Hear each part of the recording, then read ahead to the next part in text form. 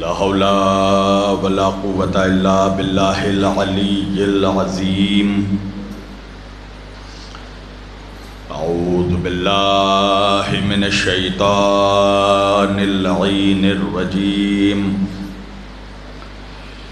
بسم اللہ الرحمن الرحیم الحمدللہ رب العالمین الحمدللہ الذی جعلنا من المتمسکین بولایت امام المشارق والمغارب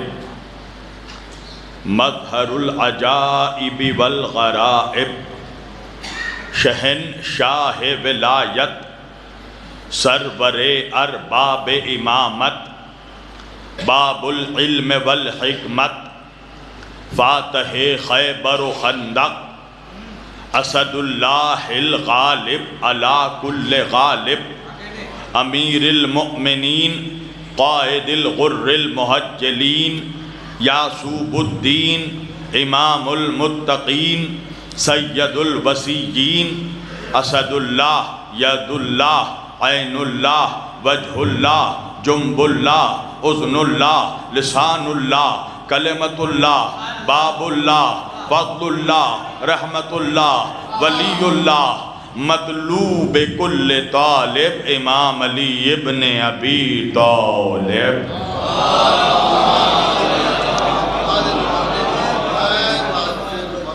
والصلاة والسلام والتحیت والاکرام علی سید الانبیاء والمرسلین خاتم النبیین طٰہٰ و یاسین شفیع المذنبین امام الحرمین والقبلتین وسیلتنا فی الدارین صاحب قعبہ و قوسین جد الحسن والحسین محبوب رب المشرقین و رب المغربین مولانا و مولا الثقلین سیدنا و نبینا و شفیعنا و طبیبنا و حبیبنا و کریمنا و امامنا و ملجانا و مغیثنا و اولنا و اوسطنا و آخرنا و کلنا حضور جناب ابو القاسم مصطفیٰ محمد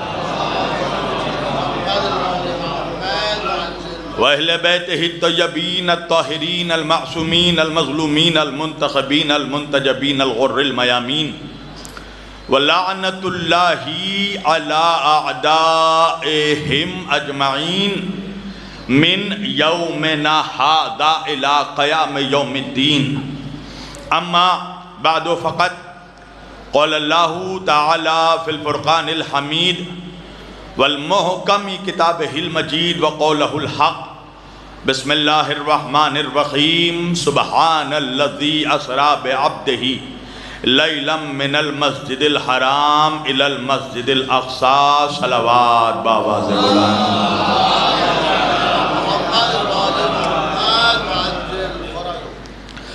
عزیزان گرامی قدر و عزیزان محترم و برادران ملت اسلامیہ بندگان توحید و عاشقان رسول و اہل بیت رسول گدایان دربار بطول مولا آپ سبوں کے جذبہ ایمانی کو زندہ و سلامت رکھے اللہ کی رضا اہل بیت اطہار علیہ السلام کی عطا جناب سیدہ کا حکم مومنین لکھنؤ کی محبتیں یہ ساری چیزیں جب مشترکہ طور پر ایک جگہ جمع ہو گئیں تو میں آپ کے روبرو آ گیا عزیزان گرامی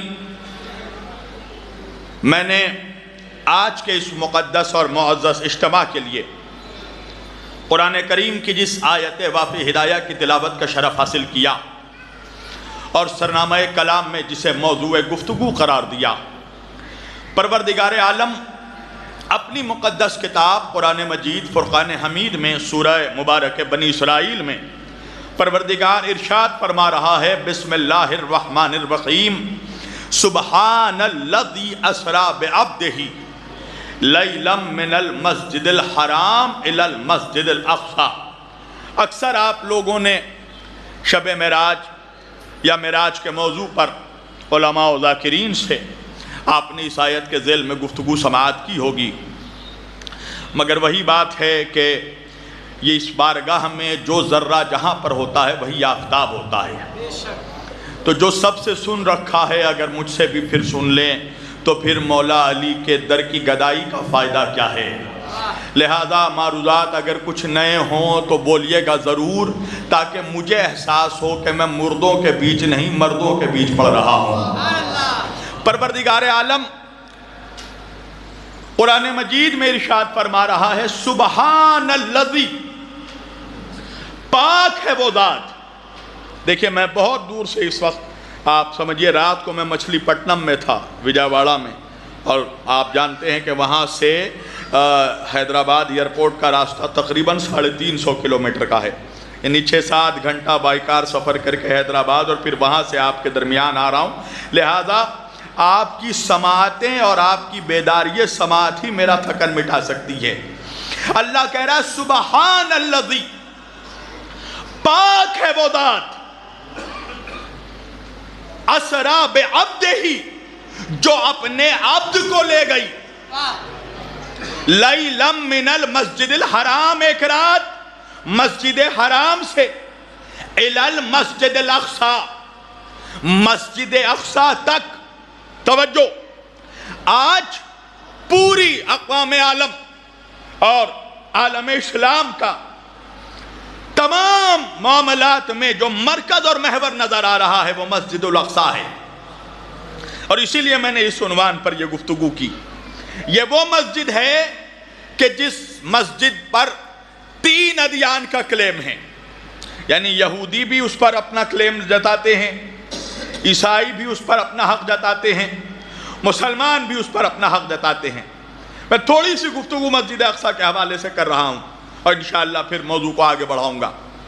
مسجد الاقصی یہ وہ مقام ہے جس میں وہ بی بی رہتی تھی، توجہ، کہ جس کے نام کے ساتھ مقدس جڑا ہوا ہے، یعنی جناب مریم مقدس سلام اللہ علیہا۔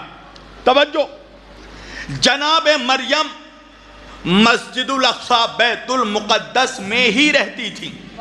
توجہ، ایسی بی بی کہ جس کی پاکیزگی کی آج تک اور تا قیامت تک لوگ مثال دیتے رہیں گے۔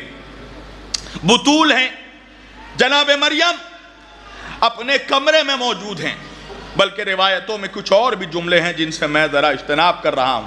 بہرحال اپنے کمرے میں موجود ہیں، کائنات کی سب سے پاک بی بی، اس زمانے کی سب سے مقدس بی بی مریم مقدس۔ اچانک دیکھا کہ کمرے میں بغیر اجازت کے کوئی نامعلوم شخص، کوئی اجنبی شخص کمرے میں چلا آیا۔ جناب مریم نے پوچھا تم کون ہو جو بغیر میری اجازت کے، بغیر میرے پرمیشن کے تم میرے کمرے میں داخل ہو گئے؟ تو آنے والے نے بھی بڑا متکبرانہ انداز میں اتراتے ہوئے ایک جملہ کہا کہ او مریم، میں وہ ہوں کہ جو کسی کے دروازے پر جانے سے پہلے اجازت نہیں مانگتا۔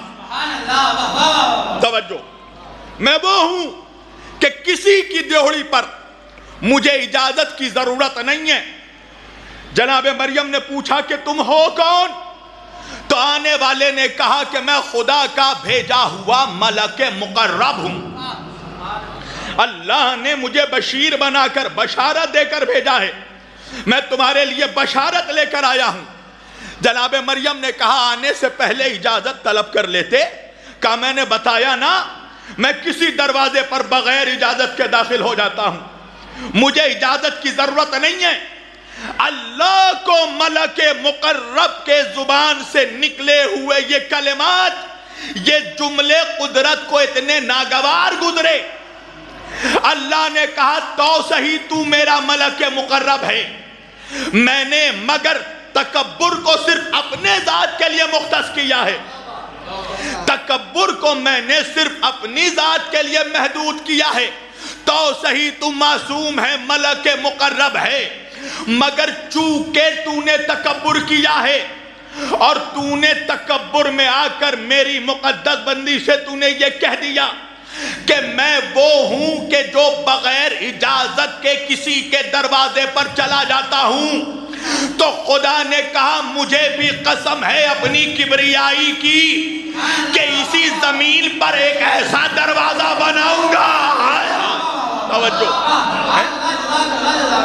اسی زمین پر، اسی روئے ارض پر ایک ایسا مقدس باب بناؤں گا، ایک ایسا دروازہ بناؤں گا جہاں تو چاہ کر بھی بغیر اجازت کے جا نہیں سکتا۔ توجہ عزیزان گرامی، اب جناب مریم سلام اللہ علیہا فرماتی ہیں کہ کس لیے آئے ہو؟ کہ اللہ نے مجھے بشارت دے کر بھیجا ہے۔ کیسی بشارت؟ کہ بے شک وہ خدا فرماتا ہے کہ ان قریب اے مریم تمہارے شکم سے اللہ کا ایک مقرب عبد، ایک نبی پیدا ہوگا جس کا نام عیسیٰ ہوگا، جس کا لقب روح اللہ ہوگا۔ جناب مریم نے کہا کہ یہ ممکن کیسے ہے، یہ پاسبل کیسے ہو سکتا ہے؟ آج تک مجھے کسی غیر مرد نے یا کسی مرد نے آج تک مجھے چھوا نہیں، میری شادی نہیں ہوئی، میرا نکاح نہیں ہوا، تو پھر میرا بیٹا کیسے ہو سکتا ہے؟ تو آنے والے فرشتے نے کہا وہ خدا وہی قادر مطلق ہے جس نے آدم کو بغیر والدین کے بھیجا۔ تو جو آدم کو بغیر والدین کے بھیجنے پر قدرت رکھتا ہے وہ اپنے نبی عیسیٰ کو بغیر باپ کے بھیج سکتا ہے۔ توجہ، اب دیکھیے اس مرحلے میں آپ جب پوچھیں گے علماء سے، ذاکرین سے کہ بھائی وجہ کیا ہے؟ اللہ نے حضرت عیسیٰ علیہ السلام کو بغیر باپ کے کیوں بھیجا؟ مریم کی شادی کیوں نہیں کروائی؟ تو وہ ملا، یا میں یہ کہہ لوں کہ وہ کٹ ملا، دیکھیں جب میں کٹ ملا کہتا ہوں کچھ لوگ پریشان ہو جاتے ہیں۔ اللہ جانے شبیر وارسی کی ملاؤں سے کون سی پشتینی دشمنی ہے، میری کوئی خاندانی دشمنی نہیں ہے۔ دیکھیں ملا اس قوم کے شریف لوگ ہیں، ہمارا شمار انہی میں ہوتا ہے، مگر ہم کیا کریں کہ انہی ملاؤں میں کچھ ایسے منحوس ملا ہیں جو اہل بیت کے بغض میں ملائیت سے کٹ کر کٹ ملا ہو جاتے ہیں، اور سارے فتنے ملت مسلمہ میں انہی کی ایجاد کردہ ہیں۔ توجہ، اب وہ حضرات جو در اہل البیت سے وابستہ نہیں ہیں، جب ان سے پوچھا گیا کہ بھائی وجہ کیا ہے، اللہ نے مریم کی شادی کیوں نہیں کروائی، بغیر باپ کے عیسیٰ کو کیوں بھیجا، تو کہنے لگے وہ خدا کو چمتکار دکھانا تھا، اسے قدرت کو معجزہ دکھانا تھا۔ اچھا ایک بات ان کو پتہ نہیں کہ خدا کو اپنی خدائی ثابت کرنے کے لیے کسی معجزے کی ضرورت نہیں ہے، کسی چمتکار کی ضرورت نہیں ہے۔ اور دوسری یہ بات کہ ایک معجزہ جو قدرت پہلے دکھا چکا ہے اس معجزے کو ریپیٹ کرنا یہ کمال اعجاز نہیں ہے۔ توجہ، اللہ یہ معجزہ آدم کے دور میں دکھا چکا ہے، آدم کو بغیر ماں باپ کے بھیجا، تو جو معجزہ دکھا کر خدا اپنی قدرت ثابت کر چکا ہے اس معجزے کو اسے دہرانے کی ضرورت نہیں تھی۔ تو پھر جب ایسی بات ہے تو اللہ نے عیسیٰ کو بغیر باپ کے کیوں بھیجا، مریم کا نکاح کیوں نہیں کروایا؟ آؤ ہم علی والوں سے پوچھو، جواب وہی دے گا جو نجف کی غلامی کرتا ہو۔ دیکھیے حقیقت یہ ہے میری جان کہ اللہ نے عیسیٰ کو بغیر باپ کے اس لیے بھیجا، مریم کا نکاح کیوں نہیں ہوا؟ وجہ یہ ہے کہ جس زمانے میں مریم زندگی گزارتی تھی اس زمانے میں مریم کے معیار کا کوئی مرد نہیں تھا۔ ہائے ہائے، مریم کے لیول کا، مریم کے اسٹیٹس کا کوئی مرد نہیں تھا۔ اگر مریم کے معیار کا کوئی مرد ہوتا تو نکاح ضرور ہوتا، چونکہ مریم کے معیار کا کوئی مرد نہیں تھا اس لیے بغیر باپ کے عیسیٰ کو بھیجا۔ اب بات سمجھ میں آ گئی کہ میرے نبی نے یہ کیوں فرمایا کہ فاطمہ اگر علی نہ ہوتے تو تیرا کوئی جوڑا نہ ہوتا۔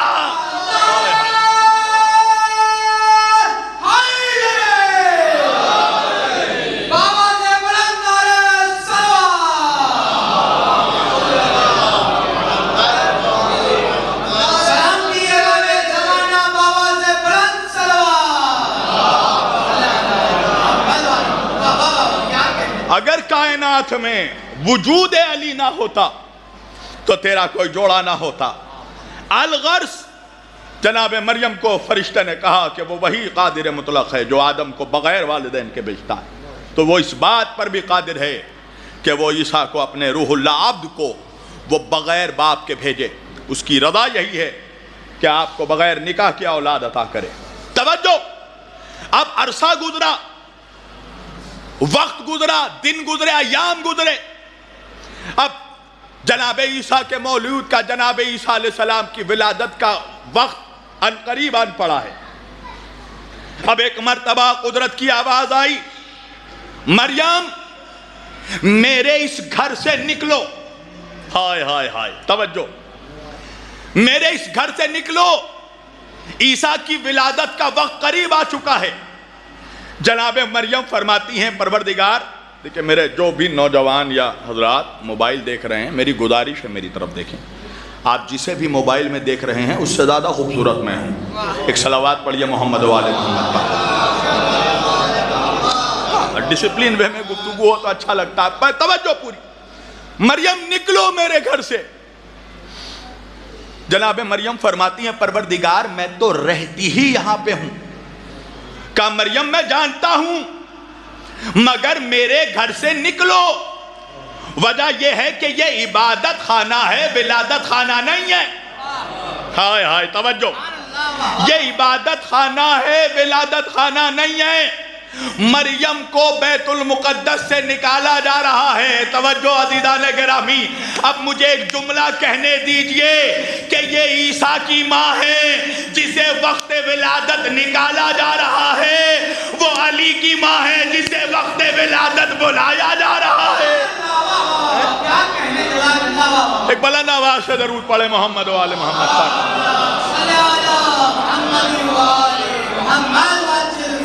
یہ مریم کی ماں ہیں جسے وقت ولادت نکالا جا رہا ہے۔ یہ علی کی ماں ہیں۔ اچھا، ہوتا ہے علم کے باسی کڑھائی میں کبھی کبھی